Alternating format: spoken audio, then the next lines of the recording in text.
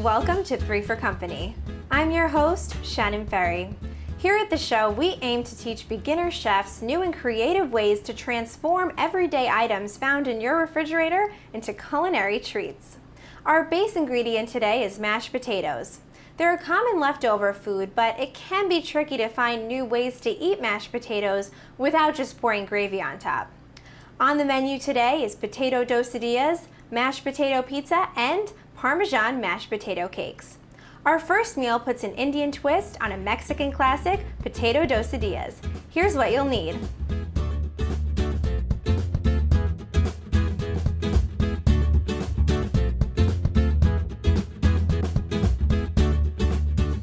The mashed potatoes can be homemade or from a bag, and the tortilla flavors are up to you.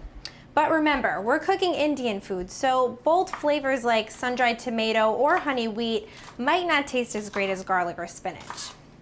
Now, let's get cooking.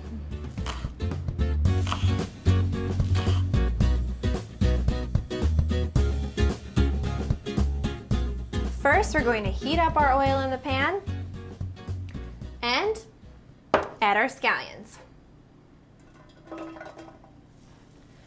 We're going to mix up our scallions for a bit just so they can get nice and soft. Once that's done, we'll add in our peas, mashed potatoes,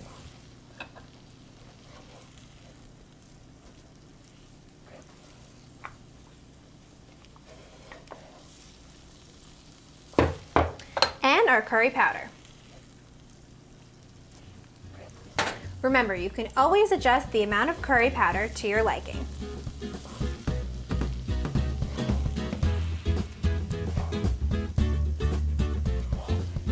Once this mixture is heated up, just take a separate bowl and place it in. Might be kind of sticky because it is mashed potatoes. So just do your best to get it in the bowl. Now place your mixture aside, and it's time to add our tortillas. Take a knife like this and spread your mixture out onto the tortilla.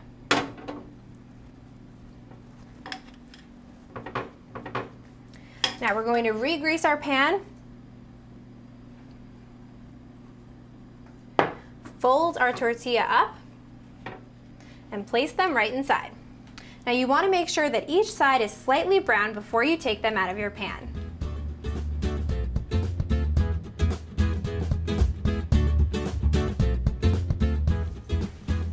Once the tortillas are off the pan, they're ready to be cut and served. Our next meal puts a spin on another classic, mashed potato pizza. Here's what you'll need.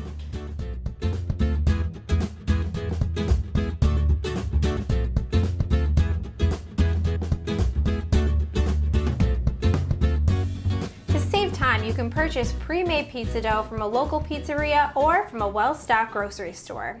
The toppings are up to you, but for this episode, we're going to use a vegetable that pairs really well with mashed potatoes, broccoli. As an extra time saver, I've chosen frozen broccoli that's already been heated. Now, let's get cooking. The first step is to preheat your oven to 450 degrees. Now, we're going to sprinkle some flour onto your cooking surface.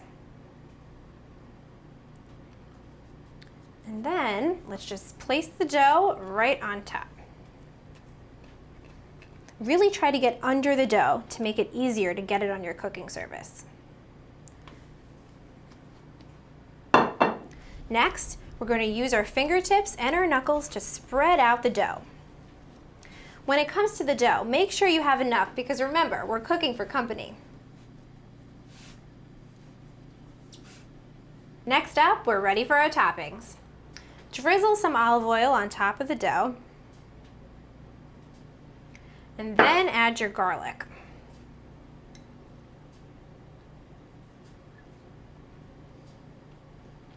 Now it's time to spread on our potatoes. Don't be shy when it comes to adding potatoes because they will spread once they're in the oven. Now it's time to add our cheese and broccoli.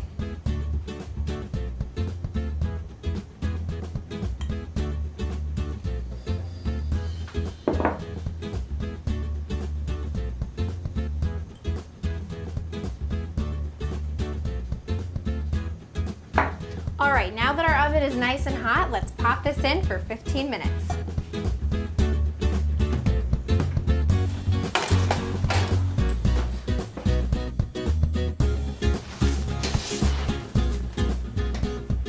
Wow, this pizza looks delicious, but before we can dig in, let's move on to our final recipe, Parmesan mashed potato cakes. While I'm getting this ready, here's what you'll need for your next recipe.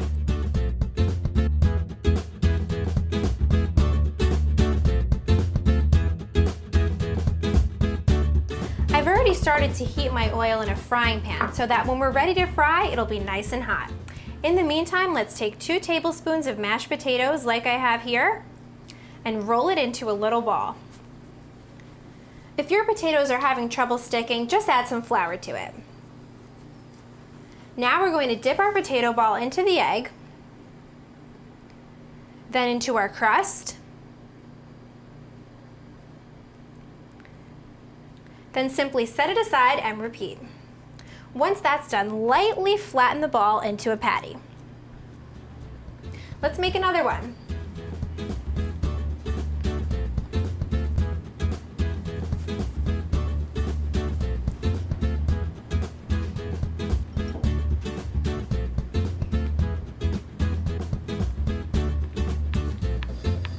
Looks like we're ready to fry. It's time to put these patties in the frying pan.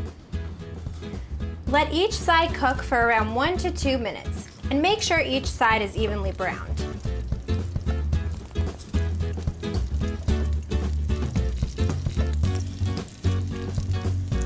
Once your patties are done, take a plate like I have here and put a paper towel on top so we can try to capture some of that excess grease.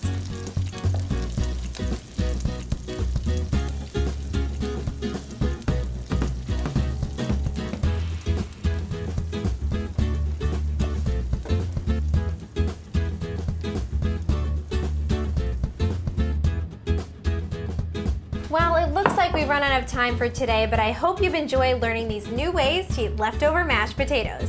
See you next time on Free for Company.